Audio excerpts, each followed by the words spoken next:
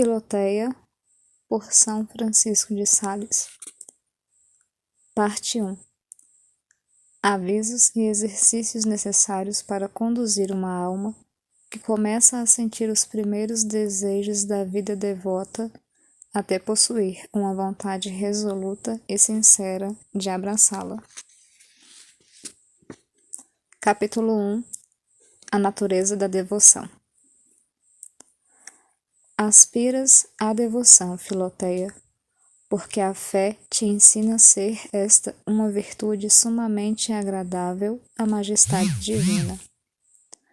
Mas, como os pequenos erros em que se cai ao iniciar uma empresa vão crescendo à medida que se progride e, ao fim, já se avultam de um modo quase irremediável, torna-se absolutamente necessário que antes de tudo procures saber o que seja devoção. Existe, pois, uma só devoção verdadeira e existem muitas que são vãs e falsas.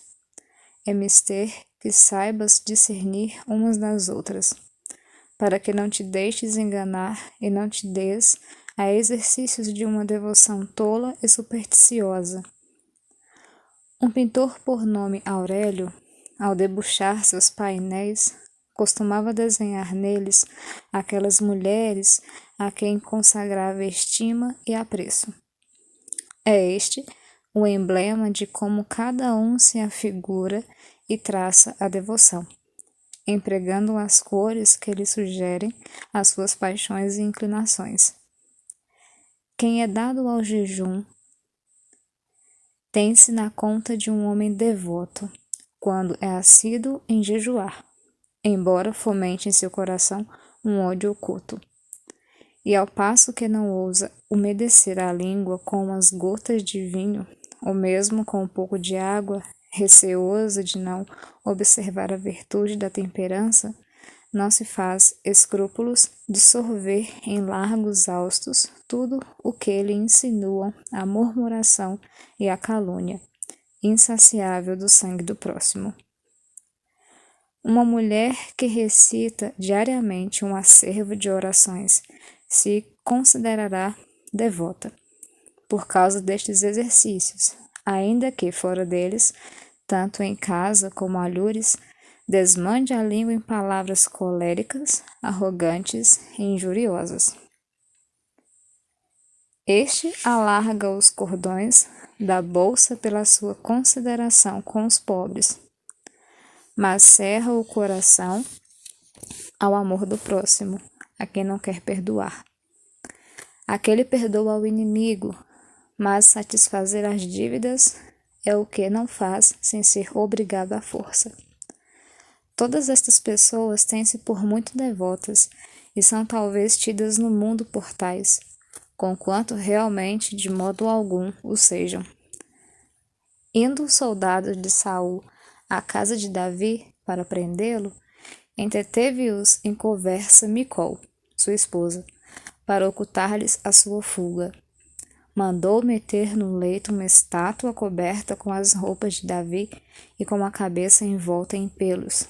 Feito isso, disse aos soldados que o esposo estava enfermo e que presentemente estava dormindo.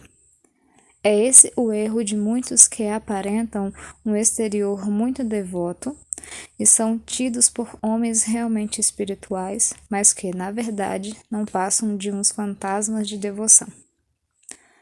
A verdadeira devoção, Filoteia, pressupõe o amor de Deus, ou melhor, ela mesma é o mais perfeito amor a Deus. Esse amor chama-se graça, porque adereça a nossa alma e a torna bela aos olhos de Deus. Se nos dá força e vigor para praticar o bem, assume o nome de caridade.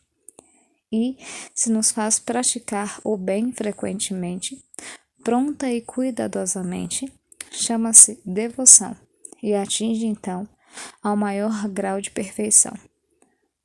Vou esclarecê-lo com uma explicação tão simples quão natural. Os avestruzes têm asas, mas nunca se elevam acima da terra.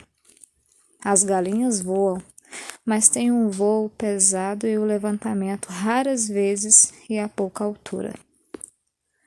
O vôo das águias, das pombas, das andorinhas é veloz e alto e quase contínuo. De modo semelhante, os pecadores são homens terrenos e vão se arrastando de contínuo à flor da terra. Os justos, que são ainda imperfeitos, elevam-se para o céu pelas obras, mas fazem-no lenta e raramente, com uma espécie de peso no coração. São só as almas possuidoras de uma devoção sólida que, à semelhança das águias e das pombas, exalçam-se a Deus por um voo vivo, sublime e, por assim dizer, incansável. Numa palavra, a devoção não é nada mais do que uma agilidade e viveza espiritual, da qual ou a caridade opera em nós, ou nós mesmos, levados pela caridade, operamos todo o bem de que somos capazes. A caridade nos faz observar todos os mandamentos de Deus, sem exceção, e a devoção faz com que os observemos com toda a diligência e fervor possíveis. Todo aquele, portanto, que não cumpre os mandamentos de Deus não é justo, e muito menos devoto. Para se ser justo é necessário que se tenha caridade, e para se ser devoto é necessário ainda por cima que se pratique com um fervor vivo e pronto todo o bem que se pode. E como a devoção consiste essencialmente num amor acendrado, ela nos impele e incita não somente a observar os mandamentos da lei de Deus, pronta, ativa e diligentemente, mas também a praticar as boas obras que são apenas conselhos ou inspirações particulares. Um homem ainda convalescente de uma enfermidade anda com um passo lento e só por necessidade. Assim o pecador, recém-convertido, vai caminhando na senda da salvação devagar e arfando, só mesmo pela necessidade de obedecer aos mandamentos de Deus, até que se manifeste nele o espírito da piedade. Então, sim, como um homem sadio e robusto caminha, não só com alegria, como também envereda corajosamente pelos caminhos que parecem intransitáveis aos outros homens, para onde quer que a voz de Deus o chame, já pelos conselhos evangélicos, já pelas inspirações da graça. Por fim, a caridade e a devoção não diferem mais entre si do que o fogo da chama.